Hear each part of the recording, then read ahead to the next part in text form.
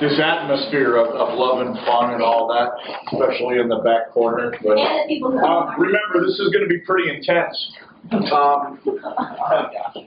until break. So I told you before that I think that it's not a bad idea for some of you to write, because writing it down sometimes helps. I explained before, it's like a free flow kind of thing. So try to listen so that I don't have to repeat myself. And then when we get to some spaces where we can take a break, we'll do that. And I think it breaks up pretty well. That I made up or typed up some, kind of supplemental things to go along with these sections. So we're going to get to 1870, then we're going to take a break, and then we're going to kind of barrel through the remainder of the material. All right? Between now and the end of next week, we're going to be doing review, all kinds of different things. And then remember that May 11th is when I plan for the mock exam. And that will be like the last thing that I get to do with you guys before the board exam, really. Because I'll spend my time Monday and Tuesday kind of going over the exam and just some things to think about as you take it. Emma, if you can point people to the worksheet that's right behind you. Worksheet. Can you have one? You have one. Can you have one? Can you have one? Kate. I'm sorry. Kate, I don't have one. All right, good. Okay, so the worksheets, remember, are also online, so if you want to grab them and, do them in, what's that program called? Notability. Notability, yes. That you can follow along, and I'll leave this up here until we switch out of it. But remember, everything is in board exam review materials, so you know where to find it. All right, so we're going to start with the global economy. That's the first thing. It says description of aspects of the global economy in the 18th century. What are we talking about when we say 18th century? 1700s, good.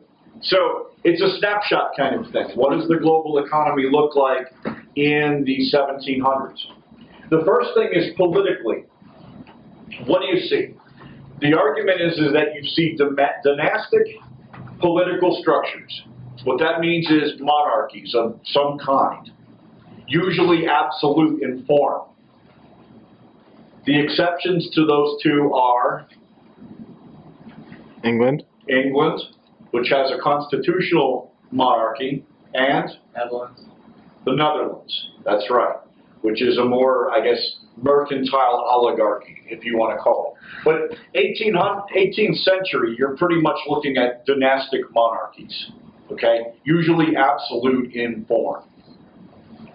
Economically, you would see mercantile empires dominating the Atlantic seaboard.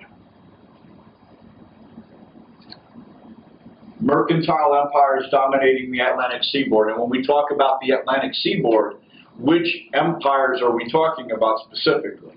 In the 18th century, there's four.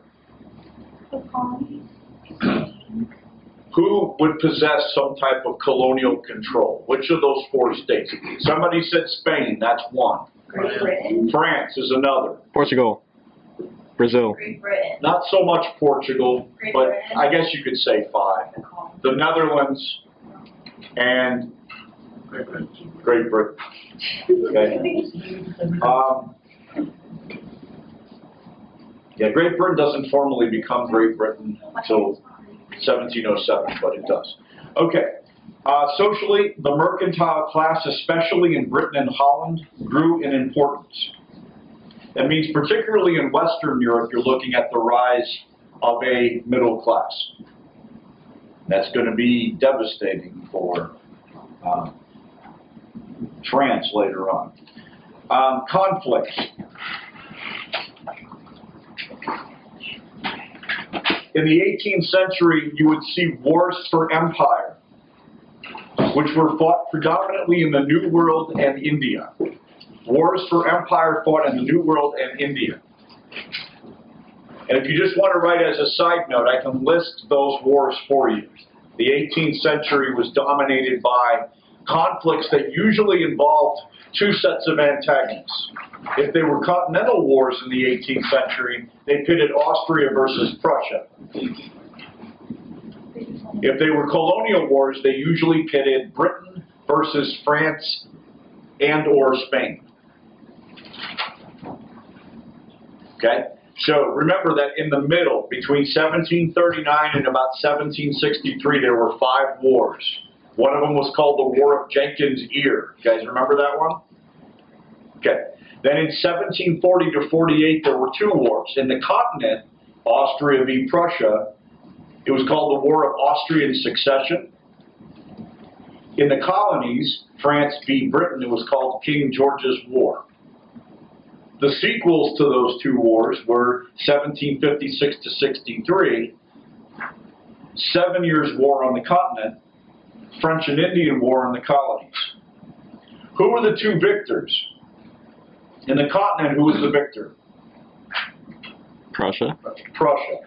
Who was the victor in the colonies? England. Britain. Good. Okay. The last of those conflicts would be the American Revolution. Okay. The B point is, what new balance of power concept developed in the 18th century? The argument is a more formalized alliance system to check any attempts at hegemony. But major powers grew in power and influence. And you can see pretty clearly where the dividing lines were. That France and Spain, if it was a colonial issue, would team up against Britain because Britain is the rising hegemon as far as colonial dominance goes.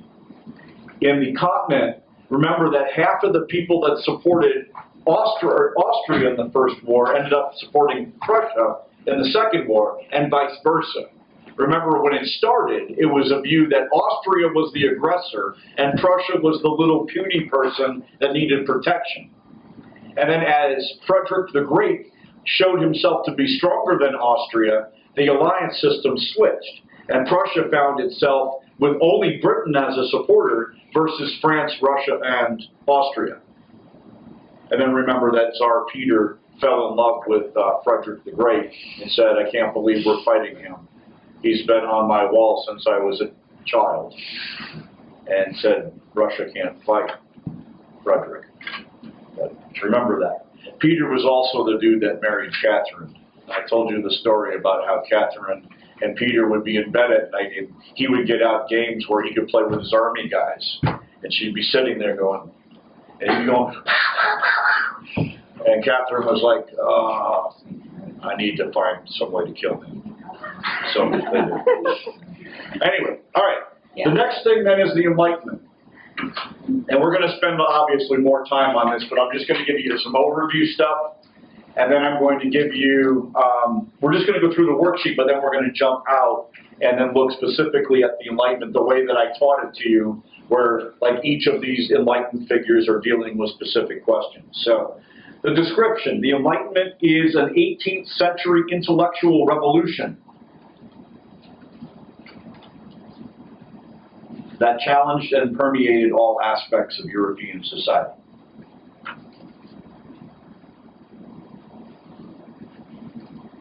These are good definitions. Objectives: create rational and uniform society. Sort of like reorganize society along lines of reason or rationality. And number 3, the connections between the scientific and the Enlightenment. The scientific revolution's understanding of nature and their methods for discovering the laws of nature prompted an investigation into the laws governing human society. Could you repeat that third one? So scientific revolution's understanding of nature and methods utilized to discover laws of nature prompted an investigation into the laws governing human society.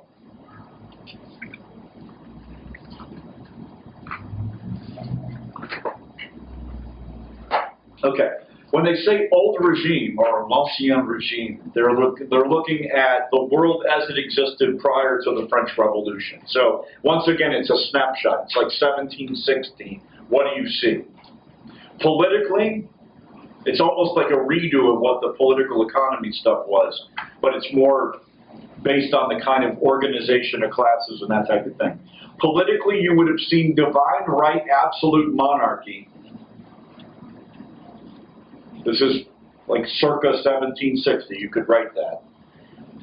You would have seen divine right, absolute monarchy with the exception of England, the Netherlands, and minor republics.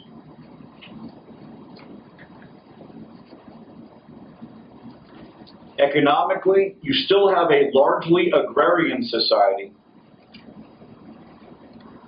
with industry developing slowly in England, meaning 1760, we're starting to watch, if you guys remember, the agricultural revolution begets the rise of the cottage industry, begets some changes in manufacturing, especially the manufacturing of textiles. We haven't gotten there yet, but they're close. Also, on the economic end, some major commercial centers, for instance, Amsterdam, London, Lisbon. And then you also have hangovers from feudal periods still abounding, especially in Central and Eastern Europe. Trade guilds, provincial tariffs. Even though you have powerful states as political systems, you still have a lot of the baggage, if you will, of what the feudal era looked like, where everything's kind of broken up into little small pieces. Socially, you have a rigid feudal class structure. You still have the divisions that you would have had, in the Middle Ages. You would have had a clergy, you would have had a nobility, you would have had a whole mass of peasants, and then in a couple of places you're starting to see the development of an embryonic working class, and you have middle class in various sizes as you go from west to east. If you're west, you would have seen larger middle classes. As you move east, you would have seen smaller ones. Does everybody know that? Okay. And then religious, you would have had established churches. Okay, this is not a post-religious or a sacrilegious era. 1760, you certainly have questions about religion that are germinating out of the Enlightenment, but for the most part, you have state churches. Church of England, okay, Roman Catholic Church in France and Spain, the Eastern Orthodox Church, Lutheran churches, but state churches. All right, the next thing there is economic. It says proposal by enlightened thinkers as an alternative to the old regime that was just described. Politically, they would say all agree on the need for restructuring, but disagree on the structure. All agree on the need for restructuring, but disagree on the new structure. For example, Montesquieu argued for separation of powers. Locke would have agreed, but would also have looked at, contract type of government. Voltaire would have looked at enlightened despotism. Remember, he believed that reform needed to come from above. Rousseau would have argued for republicanism, or the general will, or popular sovereignty. Socially, the Enlightenment would have generally attacked aristocratic and feudal culture with heavy stress on individualism. Okay, generally attacked aristocratic and feudal culture with heavy stress on individualism. And economically, you would have seen the rise of laissez-faire and the physiocrats, which is literally trying to set economics according to the laws of nature. Wait, I'm sorry, laissez-faire. The physiocrats, that was a school, a French school, that was operating by those principles of laissez-faire economics. The religious aspect of the Enlightenment was, remember, toleration or deism, or a handful of people that were still looking for compatibility. All right, so that's a good break point let me go to this. Let's go to this handout that I gave you because it's literally giving you all the people from the Enlightenment that you should know. And obviously, we took 2 weeks to do this, and right now we're going to take about 15 minutes. So. The one that says Enlightenment Study Guide, better something or other. Okay, does everybody see this? Go into your folder that says Board Exam Review Materials. And it's the one called the Enlightenment Study Guide, better copy.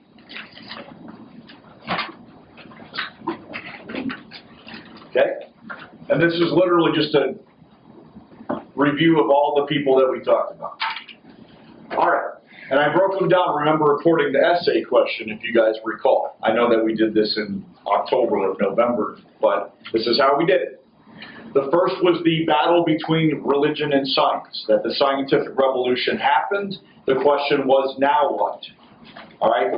Now that we have reason, is there still room for God? And then they broke into 3 different pieces.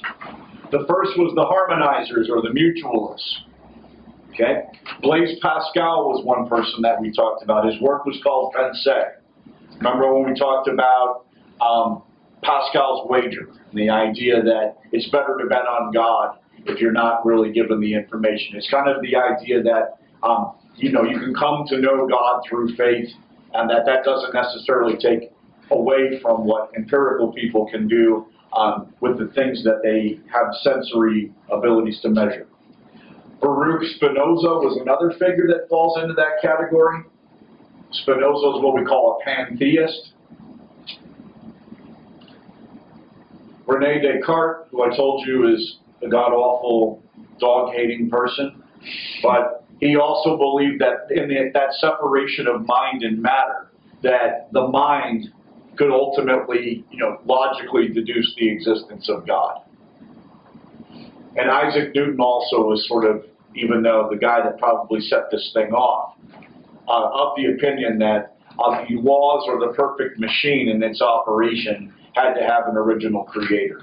And Newton's explanation really kind of did feed deism in a way, to say that God was there at the beginning, set the machine to work according to the laws of nature, and then kind of sat back and watched the operation. That if miracles needed to be performed, it's almost like God had a light switch on the wall, and you just go click, miracle, click back on. A lot of people couldn't accept that, obviously. The deists. The deist is sort of the central, or the moderates, if you will, in this little discussion. Voltaire, Diderot, Thomas Paine, Montesquieu, and really the bulk of the enlightened philosophers tended to buy into this idea that deism was a moral philosophy more than a religion. Did not deny the existence of God, didn't even deny the idea that there might be a judgment day. But there certainly wasn't a need for organized religion. Okay? That religion itself was a natural thing, that God did not intervene in day-to-day affairs, did not perform miracles, was not making sure that Notre Dame was going to lose to Michigan, what it seems to be like every year. All right? Did not have a stake in the outcome. Miracles didn't make a whole lot of sense. There's usually natural explanations for those. But that God was a clockmonger, and then kind of sets it in motion and sits back and watches what happens. Drinks a Diet Coke. Empiricists go a little bit to the left. The Hume and Locke tend to fall into that category. Locke is kind of misread. I think Locke did ultimately believe in a creator, but Locke is usually lumped into the idea because of essay concern human understanding, that humans are kind of born into the world as a blank slate, and that everything that happens to them is based off of their sensate experiences. So what they touch, what they taste, what they feel, what they see, ultimately they are the aggregate of what those sensory experiences are. So if that's true, it's very hard for him to then say there is a prior if he believes that everything starts at ground zero and builds from there. Hume was a little bit more like kind of out of the closet about his empiricism, but the idea that he wrote in Dialogue on Natural Religion was that the idea that people believe in miracles is a miracle. All right, and if you can't see it, touch it, taste it, smell it, it's not there, right? That the notion of God would be, like the notion of a unicorn or something like that. Atheists, remember, they're the ones that are going to deny the existence of God. An atheist, and there were two that were mentioned. One was Baron Paul Dalbach, who wrote System of Nature and Good Sense, and then Julian Alfred de la Mettrie, who says man a machine, which really makes it, if you translate it, makes it seem like, human beings are almost like, they operate almost like mechanically, okay? And that they respond to stimulus in sort of that way. That there's no idea of like a soul or any of that stuff. And remember that Halbach is speaking directly to the idea that religion was an orchestration. That either A, it was designed as an explanation for things that people couldn't prove. Because most religions started out as what we call pre-moralistic, where natural phenomena could not be explained, so they kind of came up with this angry God that had to be appeased. And then eventually civilization, like settlements, required the necessity for God to become an invisible actor that was trying to regulate behavior.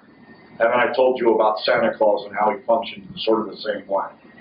All right? But Halbach and Mettrie were the atheists. They were not popular for their time, and to avoid a lot of persecution, tended to write anonymously. All right, the next thing is skepticism / religious / cultural toleration. That a handful of the Enlightened philosophers were skeptical. Remember that one of the big things in the Enlightenment was the idea that things should not rest on faith and faith alone.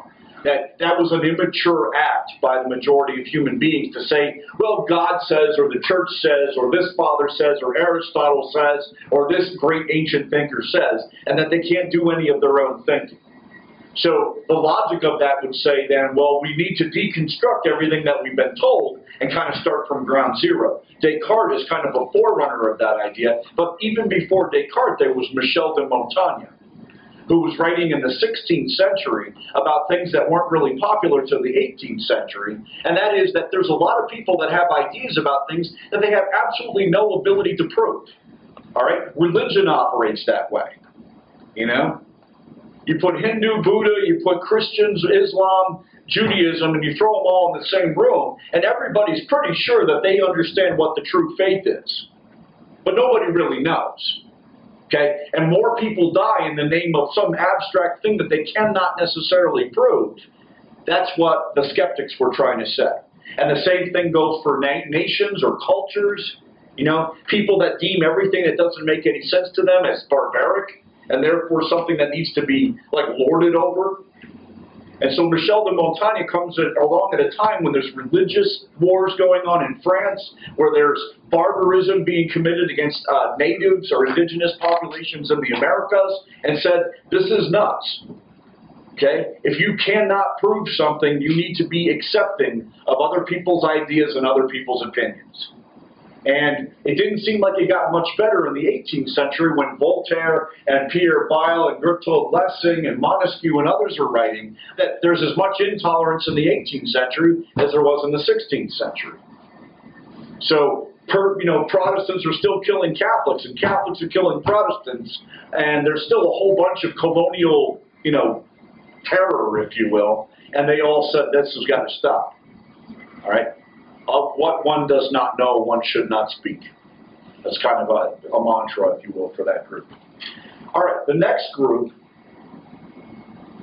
and I gave you the list of who was writing and who was part of that group and what their works were that reflect that idea. All right, remember I read you this really long section of Philosophical Dictionary where Voltaire was talking about a conversation that he had with Jesus, about like all of the death and all of the destruction that was done based on misinterpretation and based on horrible things carried out in his name. The notion of progress and the scientific cheerleaders. You guys remember that question? And that was just that belief that now that they've got this methodology, now that they're armed with this really powerful stuff like logical deduction and scientific induction, that they would be able to solve all the world's problems and they would be able to perfect humankind. So they were kind of jazzed about the possibilities. Alexander Pope's essay on man was almost like a tribute to what Newton had done. Newton had brought light. All right. Bernard de Fontenelle, the big one, the Conversations on the Plurality of Worlds. Remember that was like a date night thing from 1696, where this guy was with his girlfriend or whatever, and they were staring up at the stars, and he was kind of talking about the possibilities and how the scientific revolutionaries had uncorked the secrets, and they could now project what was going to be.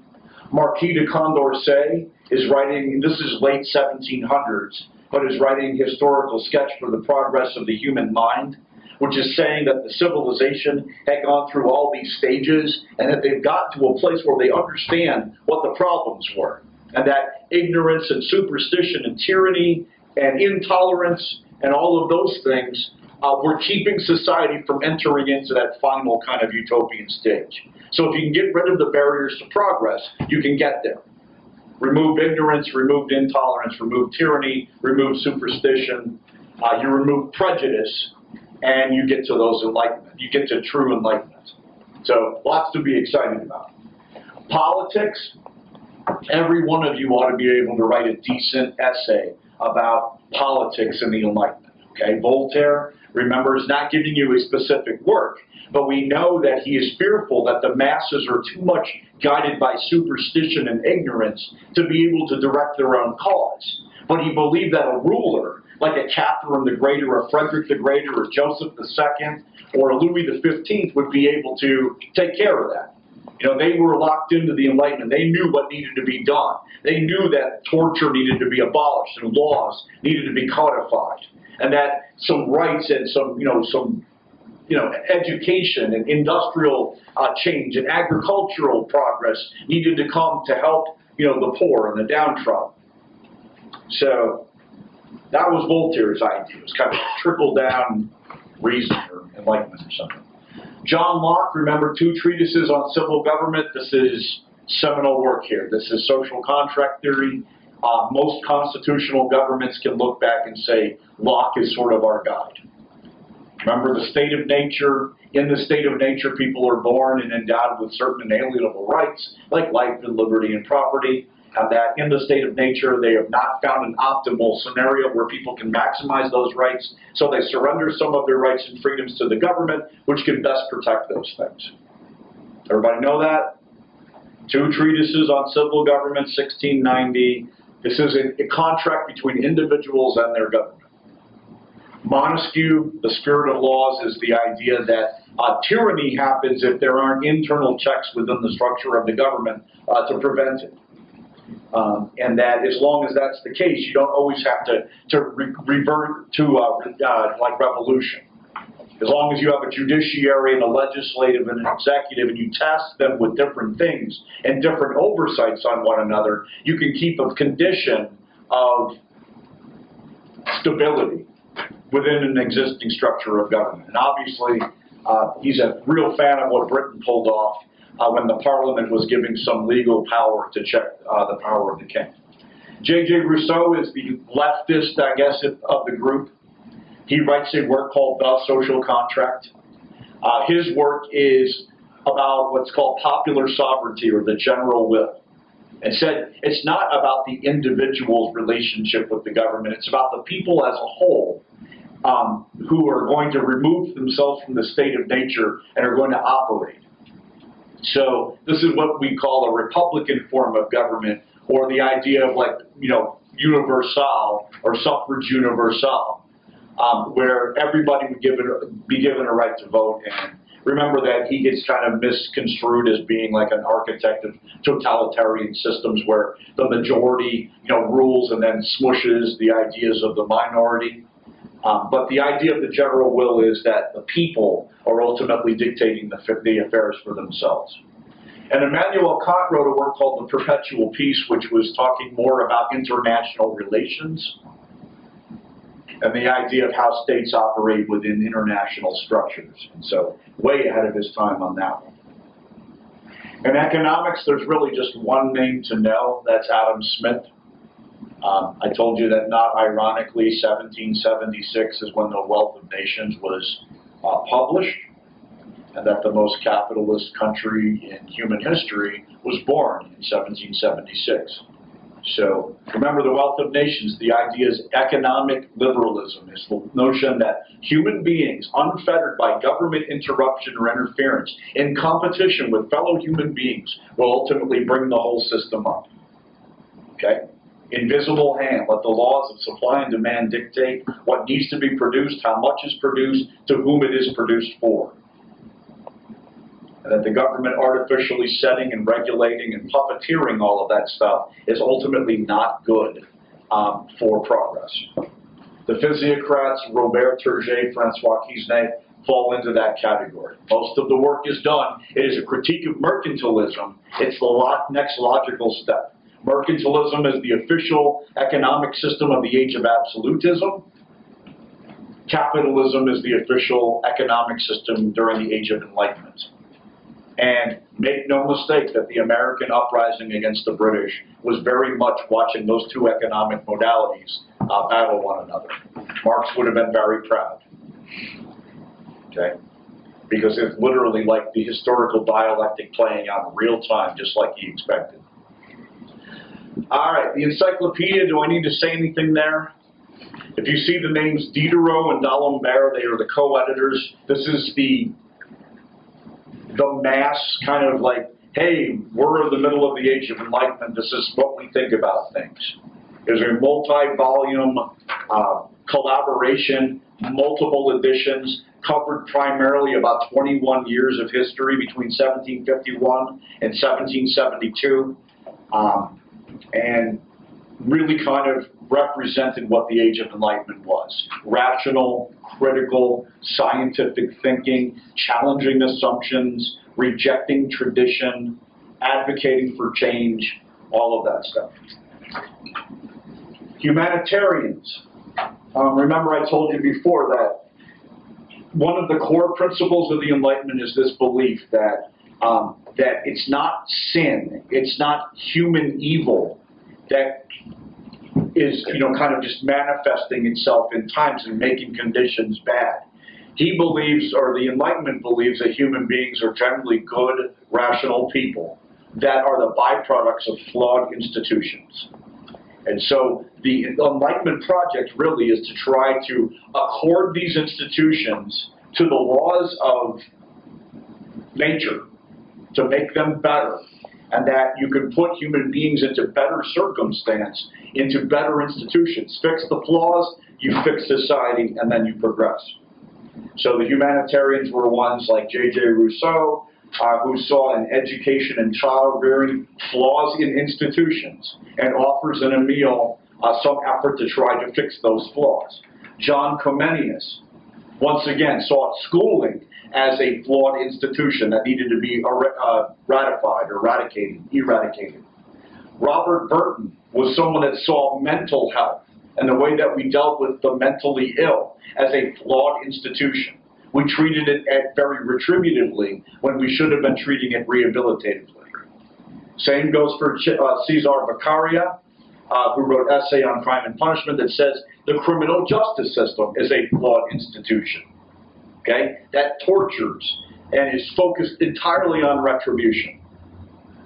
All right? And he said we need to remodel our prison systems to know that in some cases the people that inhabit our jails are the byproduct of faulty institutions, and that we owe it to try to bring them back in accord with reason, or whatever the case may be. Mary Wollstonecraft looks at men and women's relationships, our social institutions, as flawed, and seeks to emancipate women from those poor conditions.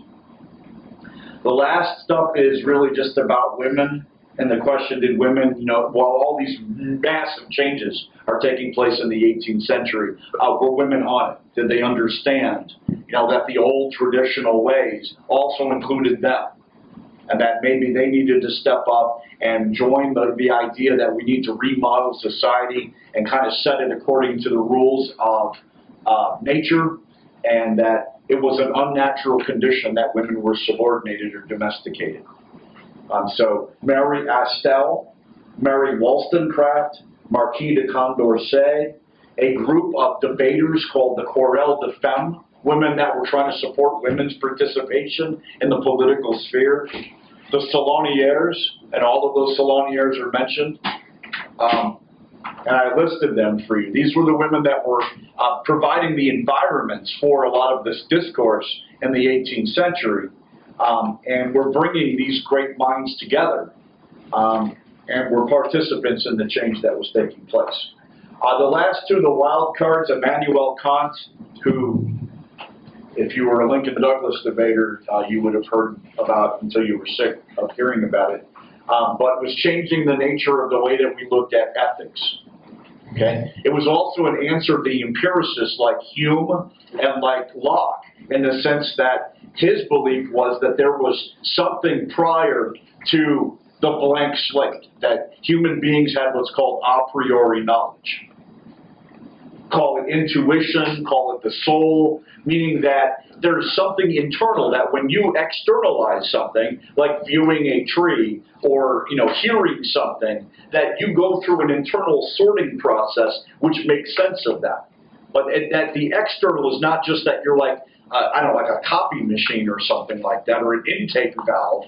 That there's something that goes on within the internal structure of you that takes the external and then gives it some kind of order and some kind of frame, and then kind of spits it back out at the world. And that is intuition or immediate experience. That is what we call a priori knowledge, and he gives us this in this idea called the critique of pure reason. The other one is called the critique of practical reason, which is literally like a way to live your life, and it became what they call the categorical imperative. This idea that that you should will actions that you could say that they could become universal actions. If I were to take this step, if I were to make this action, I could say that everyone in the same circumstance would be able to perform this action without any kind of contradictions, and that's the way that you can cultivate morality.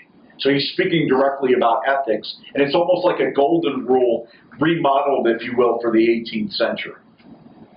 And then Edward Gibbon, if you ever see that name, I don't even know if we talked about him in October, but he wrote a work in the middle of the 1700s called The Decline and Fall of the Roman Empire.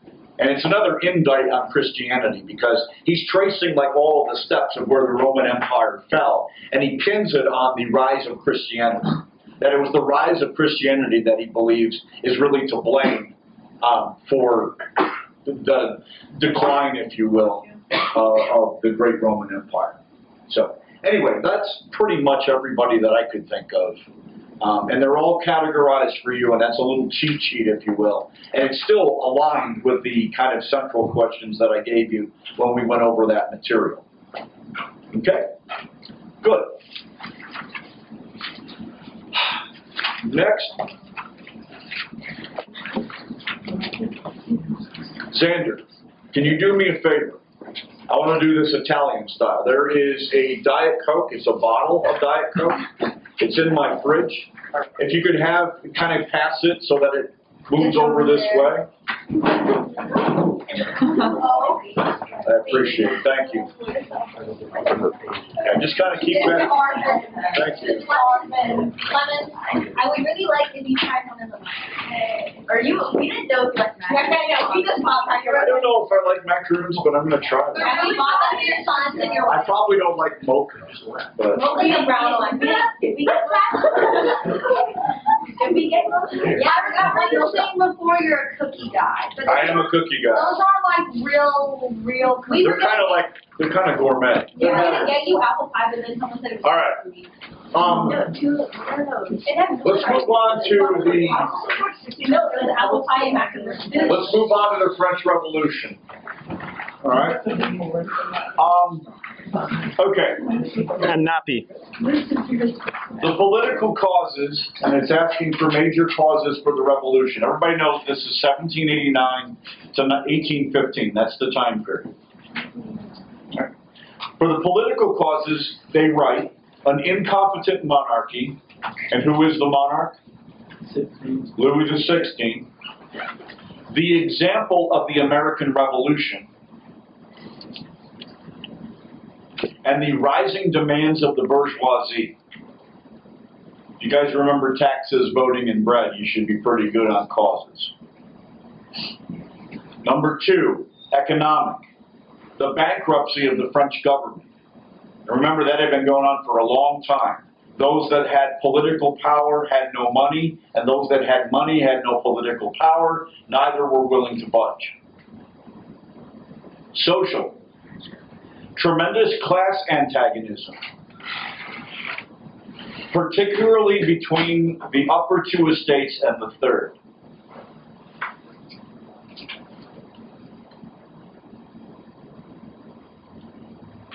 And intellectual, the Enlightenment was pretty much sponsored in France, so that would be useful.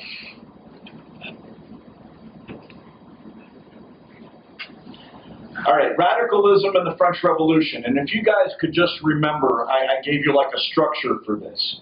That, like the issues that led up to 1789, like the actual revolution, involved taxes, voting, and bread. The terminal impact of taxes was the calling of the Estates General. The terminal impact of voting was the tennis court oath and the declaration of a National Assembly. The terminal impact of bread was the storming of the Bastille, the Great Fear, and then the night of August the 4th. Some of you were writing this, some of you were not. I'm just trying to give you a frame. Okay? So that's taxes, voting, and bread. Remember, I'll repeat it. Taxes, which was an issue that goes back to Louis XIV, ultimately concluded in the calling of the French Estates General. That was initiated by the nobles, and that was the impact. The voting impact was initiated by the middle class portion of the Third Estate. It concludes in the tennis court oath and a declaration of a National Assembly. The bread issue, which was initiated by first the sans-culottes and then also the peasants, concludes in the storming of the Bastille, the Great Fear, and the night of August the 4th, which I told you is probably the most important thing that went down in the French Revolution. Okay? Write this also somewhere. The 1789 to 91 period is referred to as the National Assembly phase. It is moderate. It is directed by the bourgeoisie, which means that it is Locke, Montesquieu, and Smith. They wanted to protect private property. They wanted individual liberties. They gave us the Declaration of the Rights of Man. They gave us, the stupid civil constitution of the clergy. And they weren't really doing a whole lot to help the sans-culottes or the peasants get what they wanted from the French Revolution. 1791 to 92 is known as the Legislative Assembly phase. And this is where the moderate phase of the revolution is starting to transition to a more radical phase. Okay? The events that kind of symbolize that period were the flight of Varenne, also the Declaration of Pillnitz, which ultimately bred the war, where France is against Austria and Prussia and the Netherlands and others. And then the Brunswick Manifesto. Sorry, what were the years again? 1791 to 92. The legislative assembly. The legislative assembly phase, and the thing that you can say about it is that the moderate phase is slowly but surely yielding to a more radical phase. 1792 to 95 is the third phase, and that is the radical phase. That's Jacobins, that's Robespierre, that's the Reign of Terror, that's the guillotine, that's the execution of Louis, that's the execution of a lot of people. That is also the Committee of Public Safety, Levée en masse. It's also the law of maximum. It's also where they distributed all the land that was seized from the nobility and gave it to the peasants. the confiscation of emigre property, whatever you want to call it. Okay. And then the last phase before Napoleon is called the Thermidorian reaction. And that's where the Directory took over. 1795 to 99. And it was a moderate reaction to the radicalism of Robespierre and the Jacobins. But they satisfied no one. Remember, there were uprisings of the right, there were uprisings of the left. And ultimately it yields to Napoleon. Okay? So that's just like a little timeline of the French Revolution. I'm sure it's probably in your timeline somewhere. But if you can keep those things straight in your head, any French Revolution questions you'll generally get. Okay? Let's go to radicalism and the French Revolution. And the answer that they gave you was that there was no clear program for the revolution.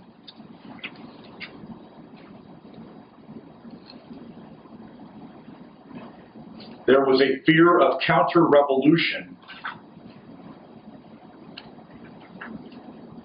And for the sans-culottes and the peasantry, the revolution was unsatisfactory. Is that for number one? That's for number one, yeah. Can you, I don't know, I made it up.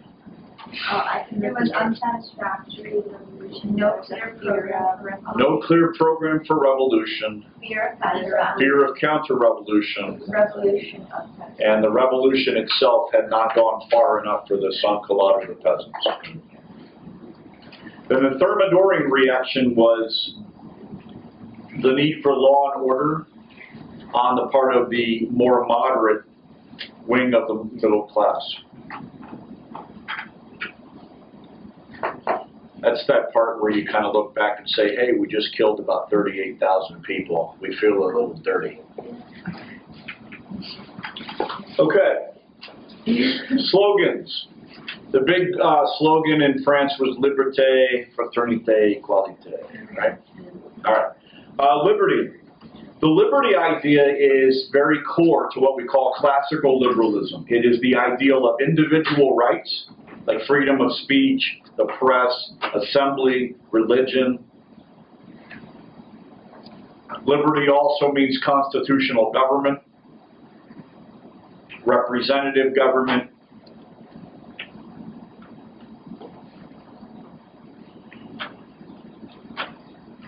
okay? It's all about individual rights, individual freedoms. Equality.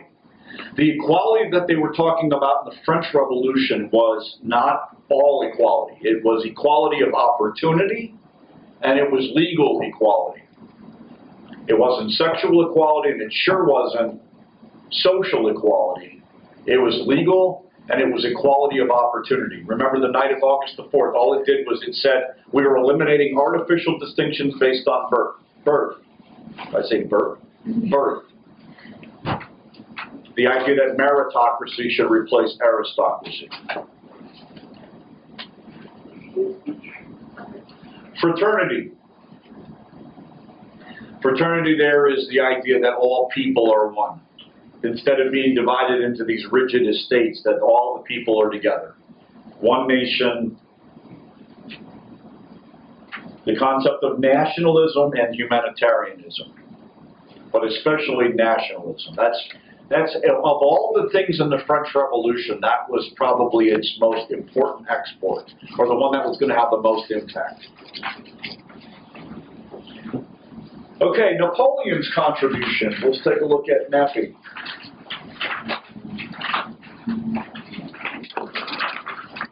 The chief contributions of Napoleon to the French Revolution. And this is a pretty good definition. He politically confiscated the revolution in France, but he spread the ideals of the revolution throughout Europe and in the Napoleonic Code. I think I called it Napoleonic Code on the Road. The really big thing was that Napoleon was the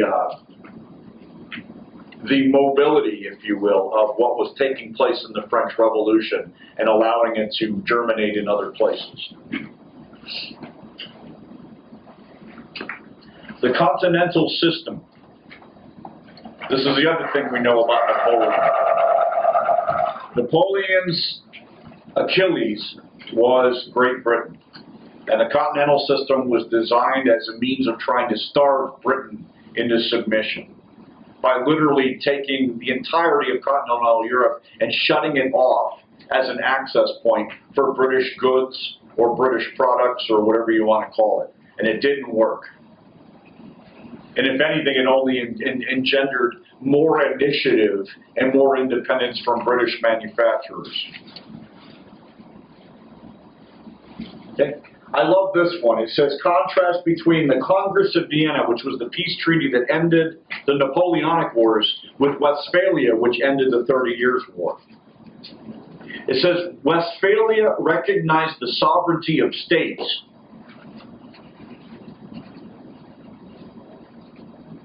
while Vienna was concerned with the balance of power.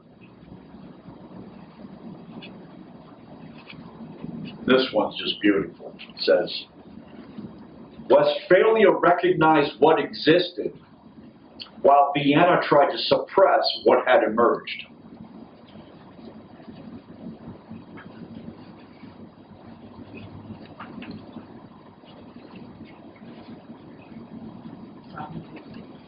Remember the Holy Alliance and all of that stuff? It was literally like they wanted to do the Wayne's World thing where you go doo-doo-doo-doo-doo, and then pretend the French Revolution never happened. Go back to 1760, figure out who was in charge, reinstall those dynasties, and go back and make sure that everybody could just wipe it from the earth. It never happened. And that was pretty naive. All right, so the age of Metternich. When we talk about the age of Metternich, can anybody give me some dates? What time period are we looking at when we say age of Metternich?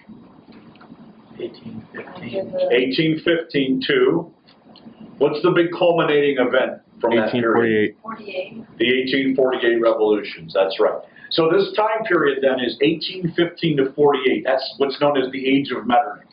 1848 to 1870 is kind of like the age of Bismarck or the age of Realpolitik. But in this period, the French Revolution just ended. Napoleon's defeated. They've gone to Vienna. The conservatives are taking charge everywhere. But remember that the ideas that were exported from the French Revolution, liberalism, nationalism, and the byproduct of what was taking place in Britain, which was going to breed socialism, those isms are going to start maturing. And they're going to start looking for space in that time period. All right. So let's just quickly talk about the Concert of Europe, and then I'm going to go to the separate sheet for the isms. All right? The Concert of Europe's purpose was to suppress revolutions, that's its purpose, to quell nationalism and liberalism, and return to a pre-1789 world.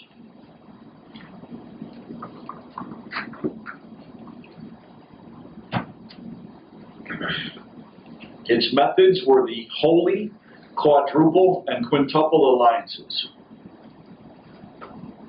Who were the members of the Holy Alliance? Proposed by Tsar Alexander I. Russia. Prussia. Russia. Russia. England. Austria. Oh no, not England. What did they all have in common? They were absolute monarchies with the same dynasties that existed prior to the revolution. Romanov, Hohenzollern, Habsburg. So they were like the wonder twins of feudalism, if you will, the age of absolutism. Remember who was, there were officials that kind of were the sound pieces for what was taking place. Alexander, the Tsar of Russia. Who was there for Great Britain? Lord Castlereagh, Viscount Castlereagh. Who was there from France? Prince Maurice de Talleyrand, who was there for Prussia. Prince Karl von Hardenberg, who was there from Austria. I don't know. Yeah, the poster child of conservatism, Metternich. All right. Go ahead and just, you can skip this part that says isms, the B, and let's go to the next worksheet. It's called Isms SG. You guys find it?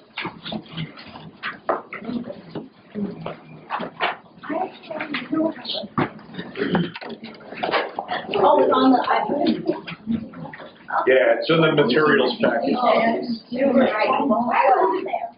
Yeah, take a little break. You don't have to write for this one. We can just kind of pay attention. If you want to open it in Notability and jot yourself some notes, you can do that. But when I open it up, this is what it looks like. Okay? I'm going to break down all of the different categories and who was in there and what they represented. And if there were key works to focus in on, make sure that you get those down too. Conservatism, when you talk about it in the 19th century, in the age of Metternich, conservatism is old school. These are absolute monarchs.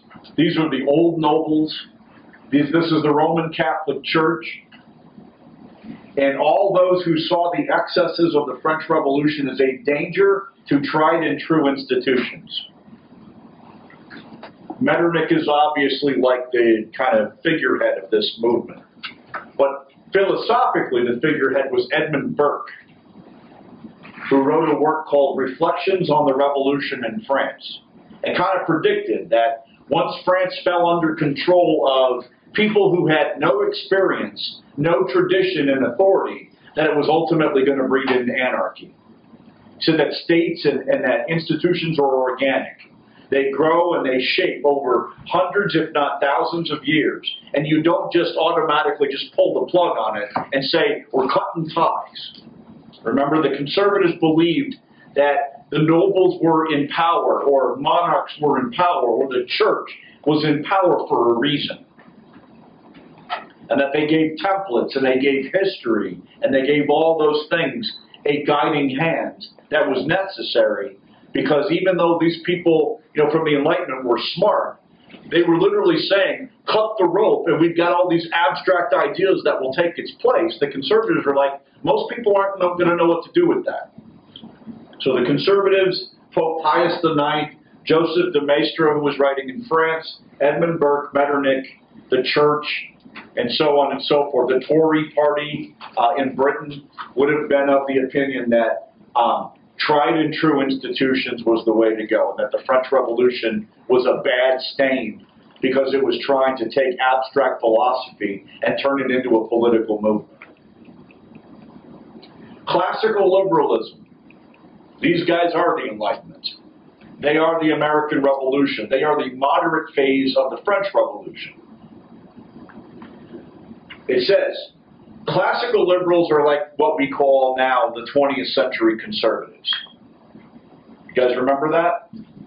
All right, so they were the middle-class benefactors of the political and economic revolutions. The political revolution that occurred in France, the economic revolution that occurred in Great Britain. They are the middle class, they are the factory owners, they are the public officials, they are the educated, they are the money makers, the merchants, whatever you want to call them. They believed in representative government. What's up, dude? They believed in individual liberties that I mentioned to you guys, freedom of speech, of press, assembly, religion, freedom from arbitrary arrest and imprisonment, blah, blah, blah. They also believed in laissez-faire economics. They were property holders. They were the property classes. And they wanted the protection of private property, and they wanted government to stay out of their business so that they could grow their business. They also believed in the old Puritan mantra that the Lord helps those that help themselves. Social welfare instruments and all of those things were awful because they denied people's God-given ability to pull themselves up by the bootstraps and make something of themselves. Okay? Adam Smith and John Locke are the Enlightenment heroes. And then I also brought in some new guys like David Ricardo, Thomas Malthus, the guys that wrote about the dismal economic forecasts, saying that poor people will continue to breed themselves into poverty.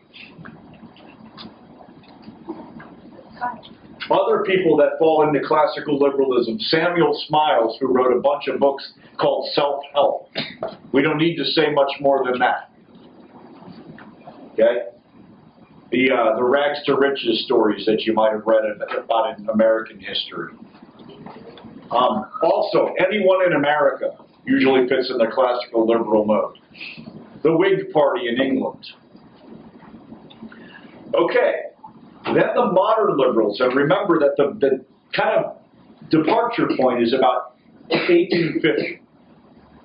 Because then we've gotten to see what the Industrial Revolution sort of became in England and other places. It says this, these modern liberals are the 20th century liberals. They still believe in individual liberty. They still believe in representative government. They still believe in, being able to, pursue your self-interest in the marketplace, but it had some limitations. They still champion private property, but put restrictions and believed that government needed to play a role in leveling the playing field between the haves and the have-nots. The excesses of the Industrial Revolution convinced them that government was a necessary evil. If you've ever been to a Tea Party rally, you know that government is the source of all the misery in the world.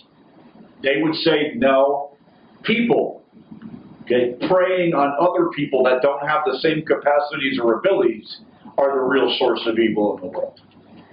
John Stuart Mill is one of those authors on liberty.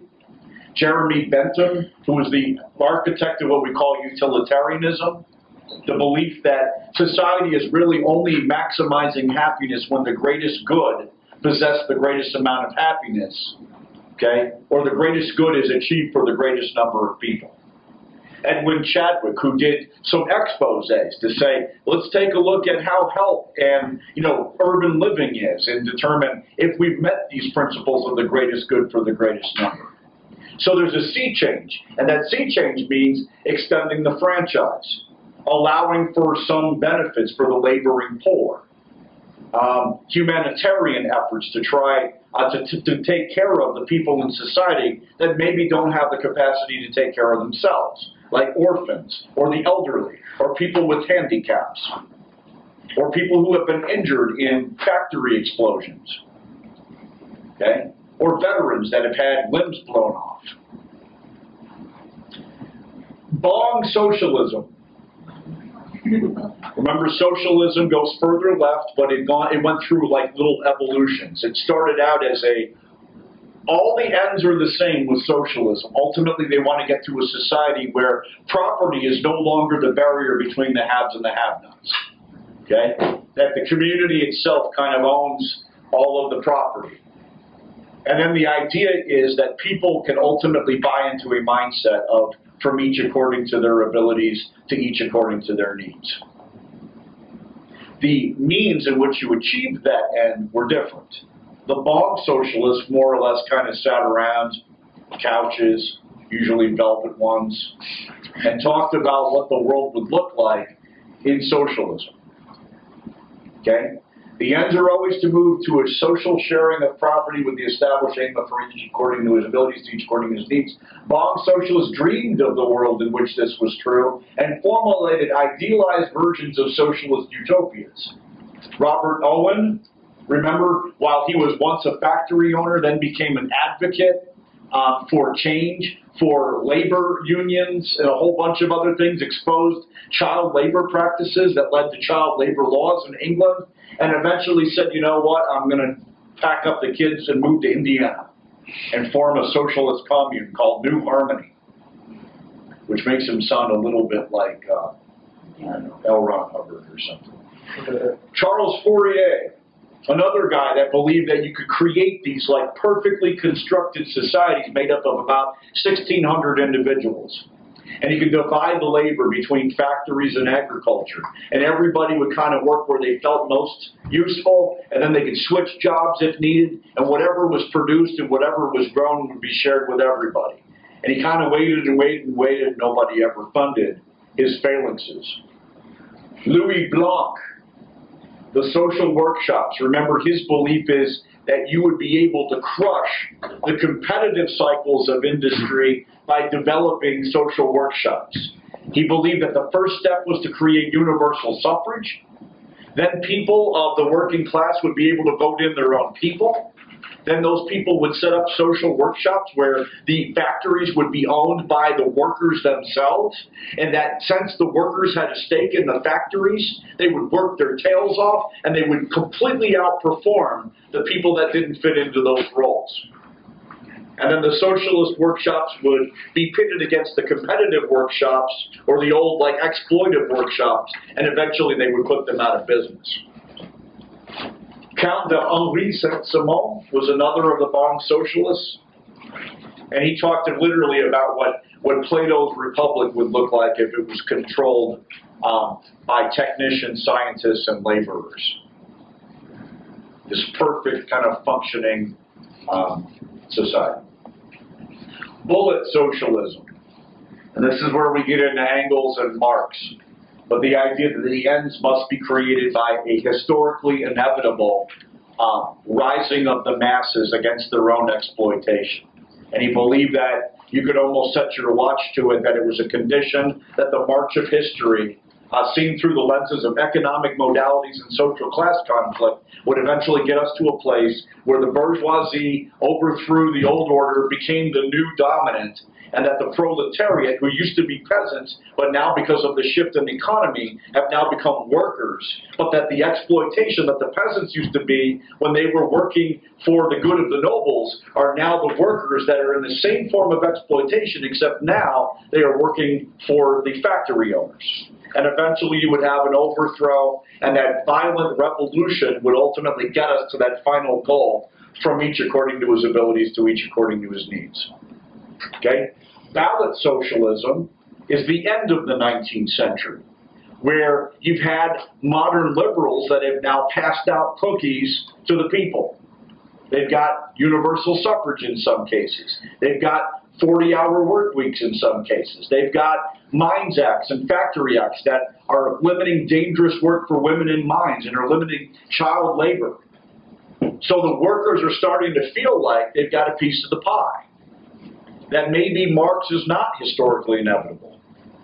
And they said, you know what, we can get a socialist agenda, but we don't have to blow up the system to do it. We can work within the existing structures of the system. Another name for ballot socialism is democratic socialism, or revisionist socialism. And they formed parties. In Germany, they were called the Social Democrats. In France, they were called the United Socialists. In England, they were called the Fabian Socialists, and eventually became the Labour Party. Edward Bernstein was the guy that wrote Evolutionary Socialism.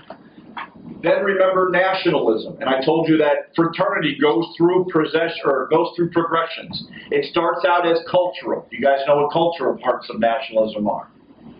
It's an identity phase. It's the idea that I share certain characteristics or languages or customs or geography with other people. I am part of some other group. Then what's that realization that you have a Polishness or an Italianness or a Frenchness or a Belgianness or whatever it happens to be? Then you start to look at the culture or the political landscape and say, we are an unrealized people. We don't have a homeland, or we are a subject nationality. And you start to aspire to political nationalism, where you can take that identity and turn it into something political. And then the third phase, after the movement phase, is you've realized that goal, and now it's an us versus them, which becomes the most dangerous part of nationalism. But all of these people, Johann Herder, Hegel, the Grimm brothers, František Falaki, Giuseppe Mazzini, the young everyone, young Italy, young France, young Germany, whatever. Daniel O'Connell, Louis Casa, Jules Michelet, they're all nationalists within various, structures within that identity to political to competitive. And then Romanticism. Remember, the big argument with the Romantics is a couple of things. One, that there was an aesthetic rejection of the Enlightenment. The Enlightenment, remember, stood for reason and order and balance and all of those things. And the Romantics said, you know what, all of this focus on reason and structure is trivializing humankind and stifling what is good about human beings. And that's passion and emotion and intuition and instinct and the living, breathing person that is not going to die old and petty and bourgeois. They cared about nature, but not the way that the Enlightenment cared about nature. The Enlightenment cared about nature as something that one should discover the laws of. Romantics loved nature for nature's sake and appreciated the beauty of nature. All right, the aesthetic qualities that nature had. And they were all about freedom. Okay? They didn't want individuals to feel like they were being tied down by something. They wanted individuals to see and to feel and to be. So, Byron, Coleridge, Wordsworth, George Sand, Alexander Pushkin, Eugene Delacroix, Jericho, J.M.W. Turner, John Constable. The last four are painters. The first six are, I didn't put Keats on there. Don't tell Dr. Walton. But they are poets, and they are people that also are looking to the extraordinary as opposed to the ordinary. They were rejecting the ordinary. They wanted heroes. They wanted people that would cut against the grain. They worshipped Napoleon because Napoleon took a chance. They worshipped Faust because Faust was willing to trade his soul for experience. They cared about Prometheus because Prometheus was dooming himself to an eternity chained to a rock, having his liver fed on by vultures so that he could give people light and give them civilization. All right? He wanted, those heroic stories about people that are overcoming all odds to become whatever it is that they want to be. Okay? Romanticism doesn't have a classification. There are conservatives that are romantics. There are liberals that are romantics. There are socialists that are romantics. Okay? You can't pigeonhole them that way. Nationalism is the same. You can't say, well, it's just the monarchs that are nationalists. No, everybody's nationalist, which is why liberalism and socialism and all those other isms usually subordinate themselves if nationalism becomes a goal, a realizable or an achievable goal. I feel like I'm preaching a lot on this one. Is everybody cool? Yeah. All right. It's getting a little up, into it, I guess. It's all good. All right. Remember that also the Romantics hated the Industrial Revolution because A, it was destroying beauty, and that B, it was turning human beings into machines. You guys remember that? Good. Move on then. This would be like for What? For information, nobody has to. I appreciate that. All right. Yeah, we're going back to the packet. We're almost done with the first section. Which is good, because we only have 7 minutes before I run out of memory. You want to take a break in 7 minutes? Yeah. All right, let's do that. Okay, cracks in the concert of Europe. These are things where the isms are fighting. Liberalism and nationalism are fighting against conservatism. The revolutions of 1830. There are several revolutions in 1830. One of them is in Greece.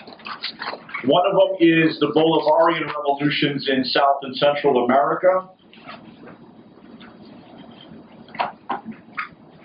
They proved the ineffectiveness of the concert system to suppress the ideas of liberalism and nationalism. Except for the revolution in Poland in 1830. Yes.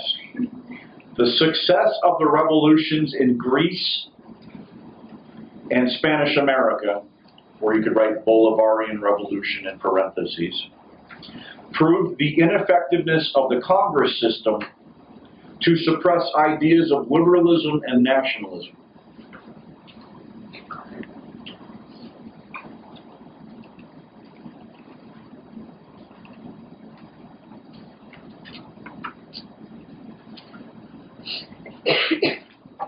Louis Philippe, does anybody know who that is?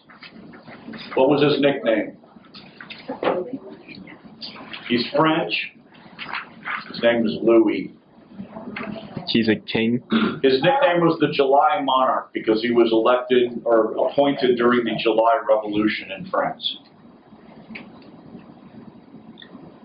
He claimed himself to be a liberal monarch, ended up being just like every other French monarch. What was the Reform Bill of 1832? What did it do? Yes, it was a liberal measure to prevent upheaval in Britain, but every reform bill of a year is extending franchise in Britain. In this case, you extended the franchise to the middle class. And you also reapportioned the House of Commons to reflect the power of the middle class in those voting districts.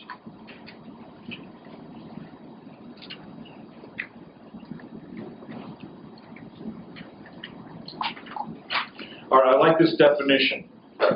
The revolutions of 1848. There was a sweeping impact of the ideas of liberalism and nationalism. Sweeping impact of ideas of liberalism and nationalism that could not be suppressed, even though the individual revolutions were crushed.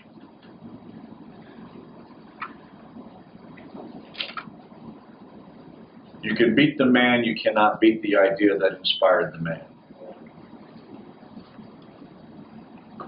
That sounds pretty profound. You come up with that? You could write dash Clemens. I did. You can beat the man, you can't beat the idea that inspired the man. Oh, nice. All right. The age of realpolitik in this time period, just for the sake of time, 1848 to 1870. The post-1848 mood. There are three people that dominate this period, and they found them. Okay? The first three.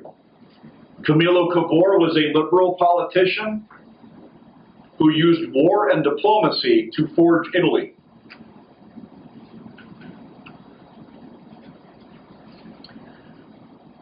Napoleon III, and I would just write domestic policy genius, foreign policy failure.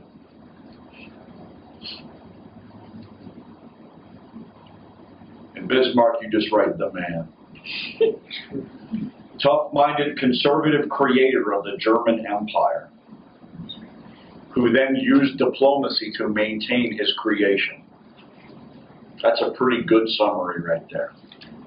Tough-minded conservative creator of the German Empire used diplomacy to maintain his creation. Marx.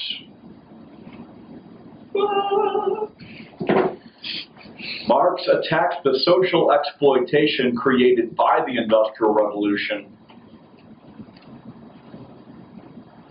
Attacked the social exploitation created by the Industrial Revolution and proposed that a new order could only be achieved through revolution. Remember, this is Communist Manifesto, 1848. And the Crimean War, I'm going to give you a different definition, but write 1853 to 1856.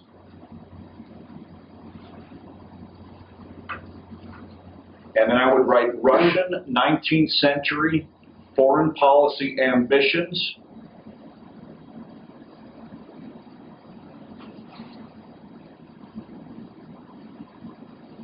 On collision course with Britain's efforts to suppress them.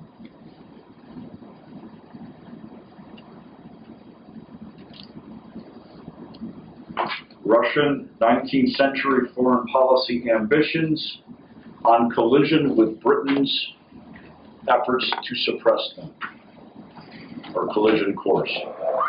All right, methods for creating nation states. Let's book through this real quick. We really can't. We're out of time? We've got 20 seconds. All right. Thank you.